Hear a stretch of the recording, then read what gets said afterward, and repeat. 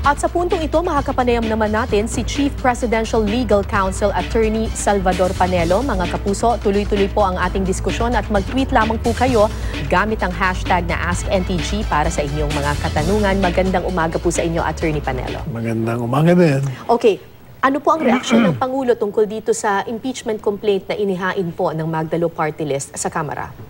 Wala, hindi niya pinapansin.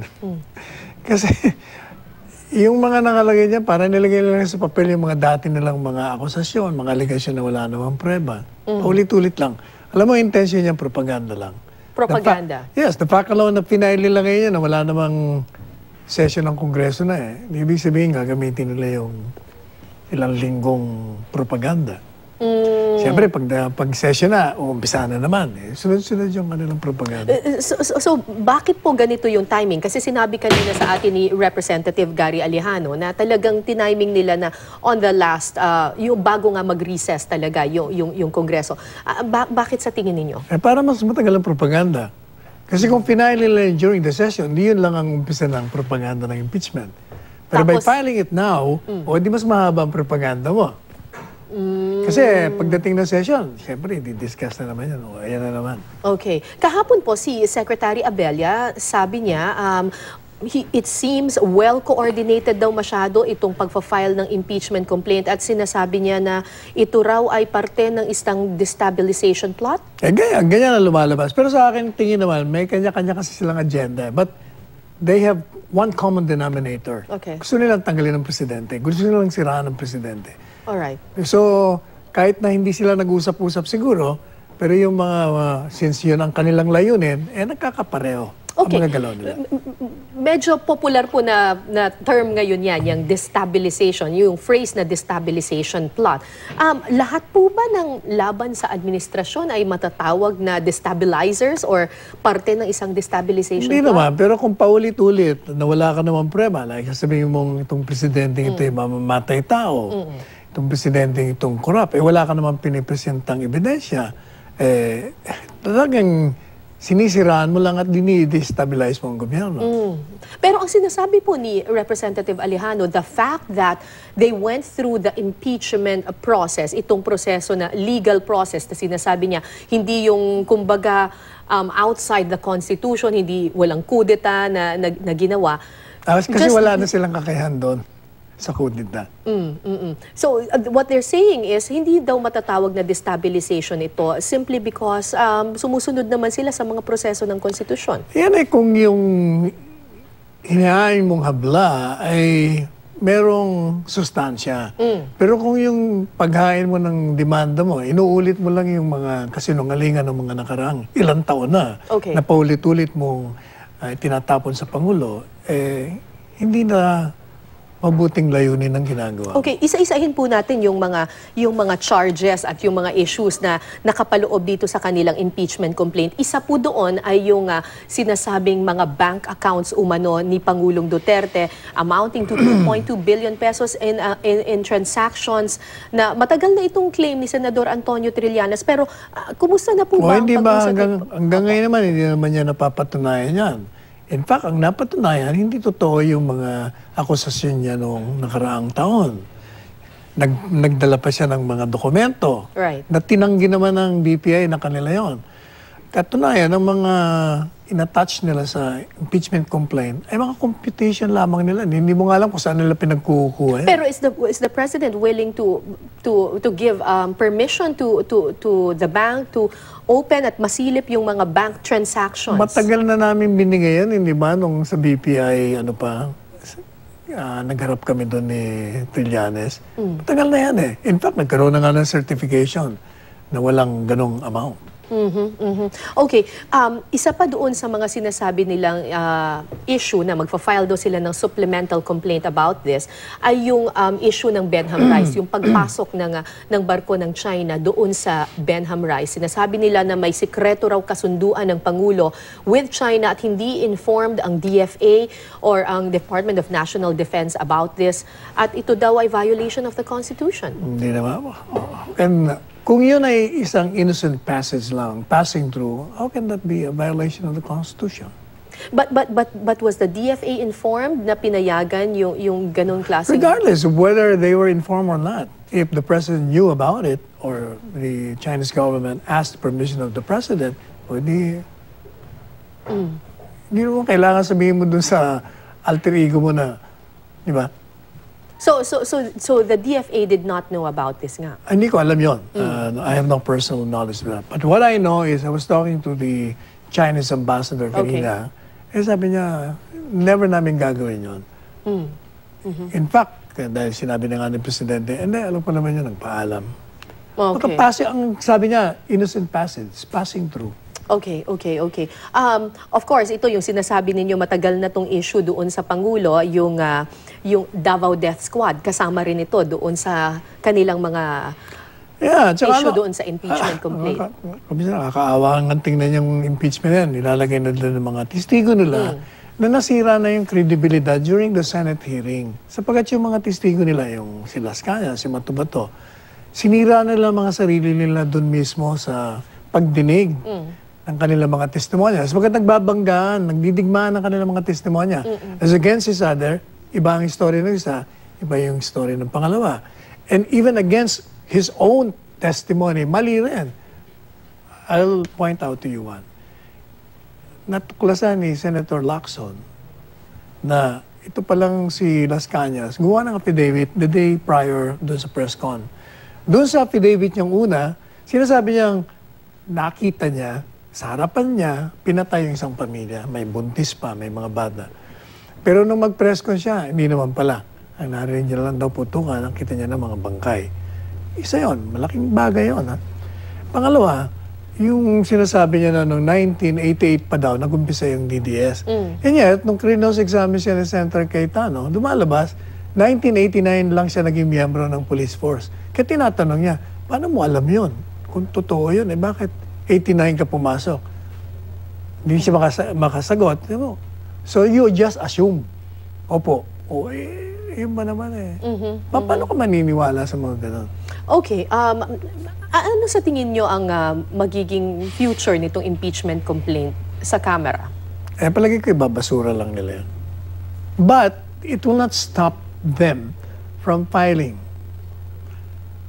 Tingin ko, may marami pang susunod na mga ganyan. Hindi sila titigil Alam mo, ang papel nila ngayon, siraan ng Pangulo at gamitin ang lahat ng resources nila.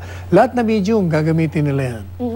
Do you think the Vice President is involved in this? Gaya na sinabi ko nga, may kanya-kanya silang agendas. The Vice President, fairness to her, sa tingin ko, mukhang misinformed, misguided.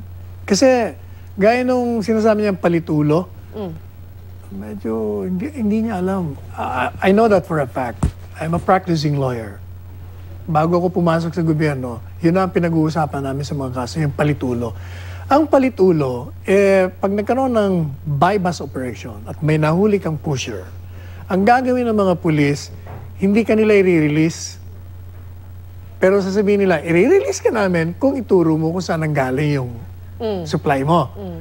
So pag tinuro nila, ipupuntahan nila, may buy-bust na naman. Hanggang makarating sila dun sa source.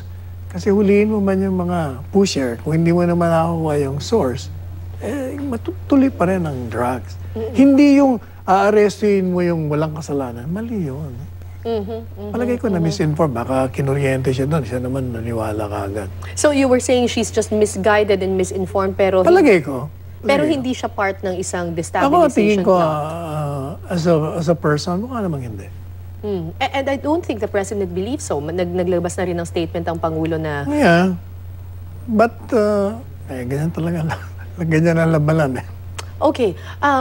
Ayon sa ilang eksperto, kung hindi raw magtagumpay itong impeachment complaint, pwede daw itong maging daan sa pagfa-file ng kaso laban sa Pangulo sa International Criminal Court. Kasi ang sinasabi, hindi makakapag-prosper ang isang kaso sa ICC kung hindi pa na-exhaust lahat ng legal processes in the country.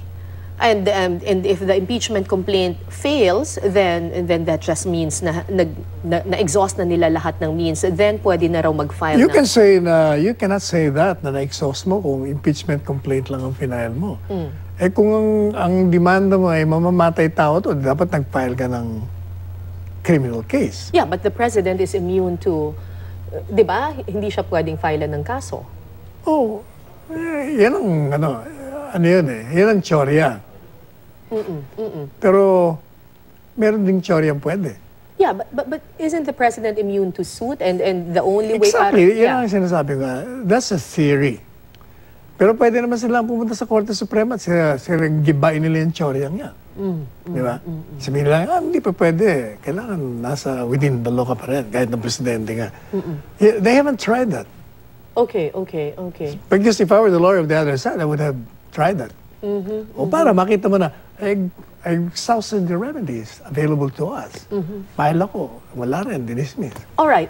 Handa na ba yung... Tsaka moreover, nga pala, yung grounds dun sa ICC, genocide saka crimes against humanity, it will not fall. Tanda mo, pag genocide, kailangan intentional act of killing yung isang grupo.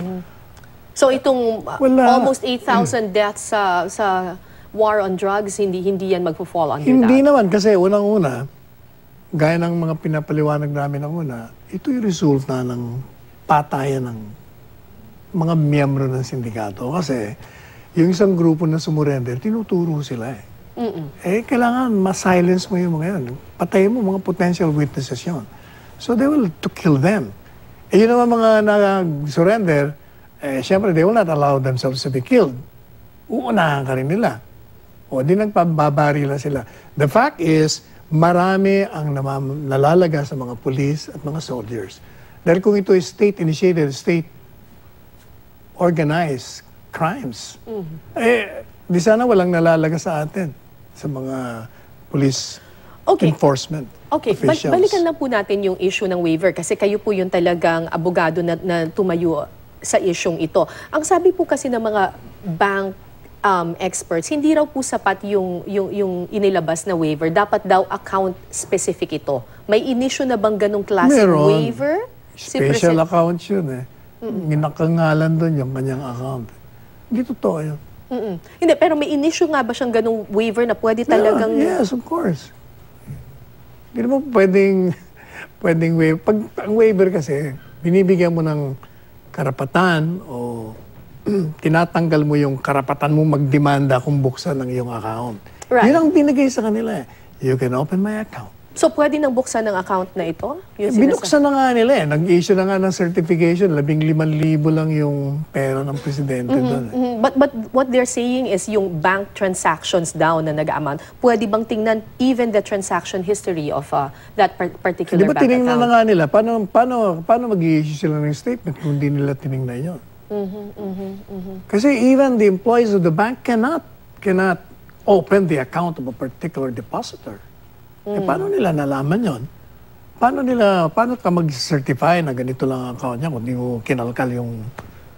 Kasi ang request ko sa kanila, meron bang 211 million at the inception of this account? O nasa gitna? O collectively?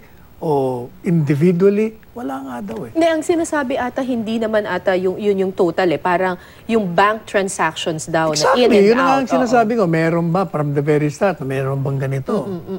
Cumulatively o hindi? Alright, yeah. O sinabi na wala. O kaya di mag-issue kayo ng certification.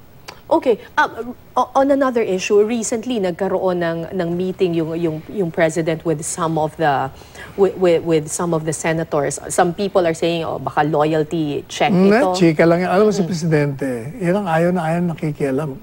Kung kami sa kabinete, hindi man lang kami tinatawagan o pinapakialaman yan Hindi siya gano'n. Out of character. Gusto niya, bahala kayo dyan, ba't mananagot kayo sa akin pag bulilyaso kayo? So even in this impeachment complaint, Hindi even ang gusto ko hindi binanggit sa akin so walang loyalty check na magaganap? Wala. Definitely wala. Ba't mo kailangan mag-loyalty check? Overwhelming ang support niya sa taong bayan. At kaya nga nagkaroon ng supermajority kasi alam ng mga members ng Kongreso na talaga suportado siya ng Pilipino. Ng sambayanan. So the president is not at all bothered with this impeachment Definitely complaint? not.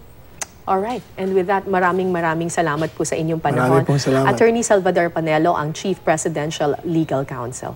Thank you, sir, for your time. Thank you.